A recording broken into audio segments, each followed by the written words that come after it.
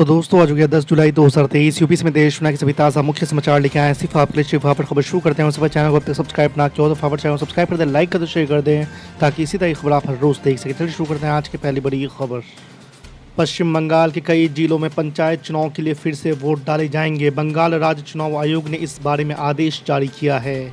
इसके मुताबिक पुरुलिया, बीरभूम, जलपाईगुड़ी और साउथ 24 परगना जिले में रीपोलिंग का आदेश दिया गया है। आपको बता दें कि पश्चिम बंगाल में रविवार को पंचायत चुनाव के लिए मतदान हुआ था और इस दौरान बड़े पैमाने पर हिंसा हुई थी। कांग्रेस पार्टी के वरिष्ठ नेता शशि थरूर ने यूसीसी पर कांग्रेस की सोच के बारे में बयान दिया है।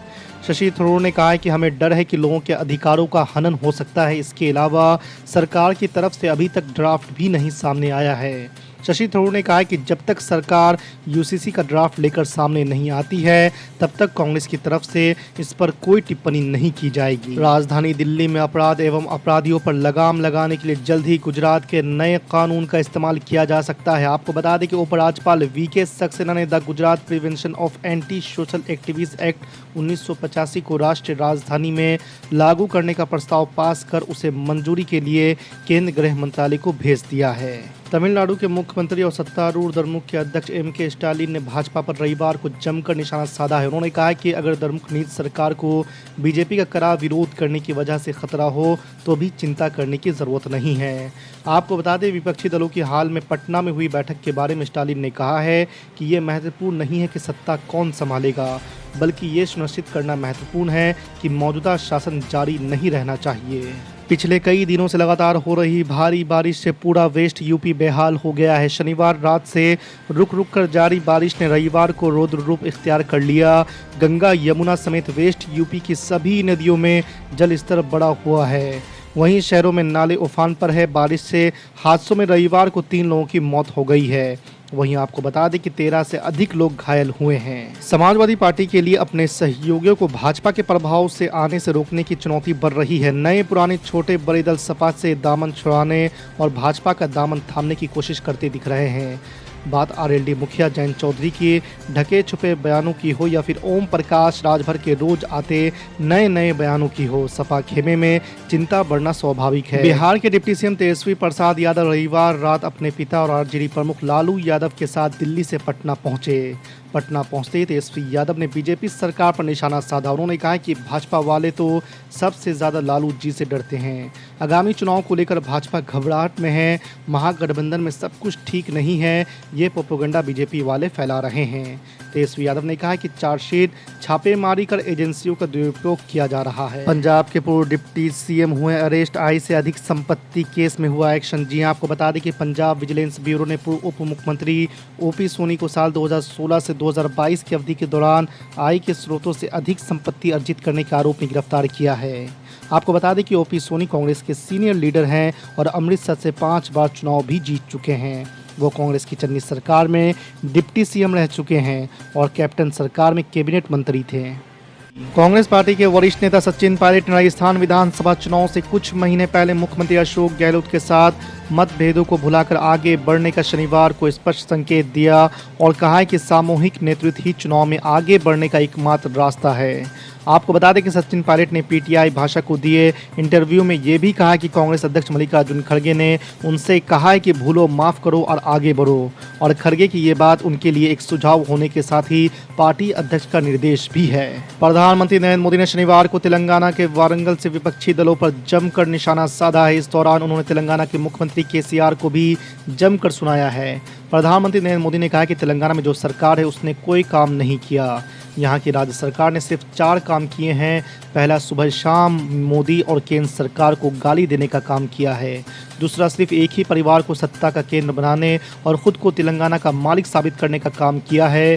तीसरा, इन्होंने तेलंगाना के विकास को चौपट कर दिया है। चौथा, इन्होंने तेलंगाना को भ्रष्टाचार में डुबा दिया है। उम्र को लेकर भतीजे अजित पवार के एक बयान पर चाचा शरद पवार ने फिर से तंज कसा है। अजित पवार ने कहा था कि शरद पवार को सक्रिय राजनीति से संन्यास ले लेना चाहिए। अजीत पवार ने कहा था कि उनके चाचा को रिटायर हो जाना चाहिए। अब शरद पवार ने कहा कि वो काम करना जारी रखेंगे क्योंकि पार्टी कार्यकर्ता चाहते हैं कि वो काम करते रहें। अजीत पवार के सुझाव पर प्रतिक्रिया देते हुए शरद पवार ने शनिवार को कहा है कि क्या आप जानते हैं कि मोरारजी देसाई किस उम्र में प्रधानमंत्री बने थे? मैं पीएम या मंत्री नहीं बनना चाहता बल्कि सिर्फ लोगों की सेवा करना चाहता हूं। उत्तर प्रदेश के मुख्यमंत्री योगी आदित्यनाथ ने कहा कि युवा खिलाड़ियों को प्रोत्साहित करने के लिए हर ग्राम पंचायत में खेल का मैदान बनाने की प्रक्रिया युद्ध स्तर पर चल रही है।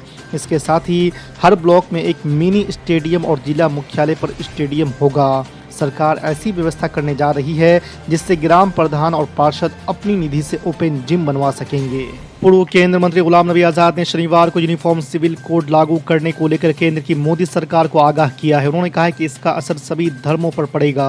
आपको बता दें कि पत्रकारों से बात करते हुए उन्होंने ये भी कहा कि यूसीसी को लागू करना अनुच्छेद 370 को रद्द करने जितना आसान नहीं होगा। गुलाम नबी आज़ाद ने कहा कि सभी धर्म इसमें शामिल हैं, सिर्फ मुसलमान ही नहीं बल्कि सिख, ईसाई, आदिवासी, जैन और पारसी, इन सभी लोगों को नाराज करना किसी भी सरकार के लिए अच्छा नहीं होगा। बिहार के किशनगंज के अंबेडकर टाउन हॉल के समीप शिक्षक नियुक्ति में डोमिसाइल नीति को खत्म करने के विरोध में ऑल इंडिया मजलिस इत्तेहादुल मुस्लिमीन के प्रदेश अध्यक्ष अख्तरुल ईमान ने अपने सैकड़ों कार्यकर्ताओं के साथ धरना दिया। आपको बता दें कि अख्तरुल ईमान ने बिहार सरकार को आड़े हाथों लेते हुए कहा कि आज बिहार सरकार की दोहरी नीति के कारण बिहार की शिक्षा व्यवस्था बदहाल है। उड़ीसा ट्रेन हादसे में सीबीआई की बड़ी कार्रवाई, सेक्शन इंजीनियर समेत 3 लोग हुए गिरफ्तार। जी हां, आपको बता दें कि उड़ीसा में पिछले महीने की शुरुआत में हुए ट्रेन हादसे में शुक्रवार को केंद्र जांच एजेंसी यानी सीबीआई ने बड़ी कार्रवाई की है। जांच एजेंसी ने 3 लोगों को गिरफ्तार किया है। सेक्शन इंजीनियर मोहम्मद आमिर, अरुण कुमार और टेक्नीशियन पप्पू कुमार की आईपीसी की धारा 304 और 201 के तहत गिरफ्तारी हुई है। कुश्ती महासंघ के पूर्व अध्यक्ष बृजभूषण शरण सिंह को दिल्ली के राउज एवेन्यू कोर्ट ने तलब किया है। महिला पहलवानों के यौन शोषण के मामले में अदालत ने उन्हें 18 जुलाई को पेश होने को कहा है। इस मामले की अगली सुनवाई 18 तारीख को ही होनी है। आपको बता दें कि बृजभूषण शरण सिंह के अलावा विनोद तोमर को भी अदालत ने पेश होने के लिए कहा है। इससे पहले इसी सप्ताह अदालत ने पीड़ित से दिल्ली पुलिस की फाइल रिपोर्ट को लेकर जवाब मांगा था। कर्नाटक के मुख्यमंत्री सिद्धारमैया ने शुक्रवार को कांग्रेस की नई सरकार का पहला बजट पेश किया है, जिसमें उन्होंने भारत में निर्मित शराब पर उत्पाद शुल्क 20% बढ़ा दिया है।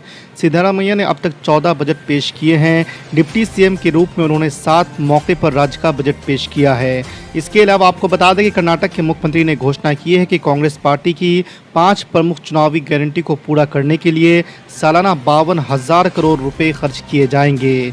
करीब 1.3 करोड़ परिवारों को इसका लाभ मिलने का अनुमान है। दिल्ली हाईकोर्ट ने शुक्रवार को दिल्ली वक्फ बोर्ड की उस याचिका पर नई दिल्ली नगर पालिका परिषद और पुलिस को अपना रुख स्पष्ट करने के निर्देश जारी किए हैं, जिसमें सुनहरी बाग रोड चौराहे पर स्थित 150 साल पुरानी मस्जिद को गिराए जाने की आशंका जताई गई है। आपको बता दें कि दिल्ली उच्च न्यायालय ने पक्षकारों को संयुक्त रूप से स्थल का निरीक्षण करने के भी निर्देश जारी किए हैं। दिल्ली वक्फ बोर्ड ने अपनी याचिका में कहा कि मस्जिद कम से कम 150 साल पुरानी है, जिसके प्रति लोगों में काफ़ी आस्था है। प्रधानमंत्री नरेंद्र मोदी ने शुक्रवार को रायपुर में विजय संकल्प रैली के दौरान कांग्रेस सरकार पर जमकर प्रहार किया है। प्रधानमंत्री नरेंद्र मोदी ने मुख्यमंत्री भूपेश बघेल पर जमकर निशाना साधा तो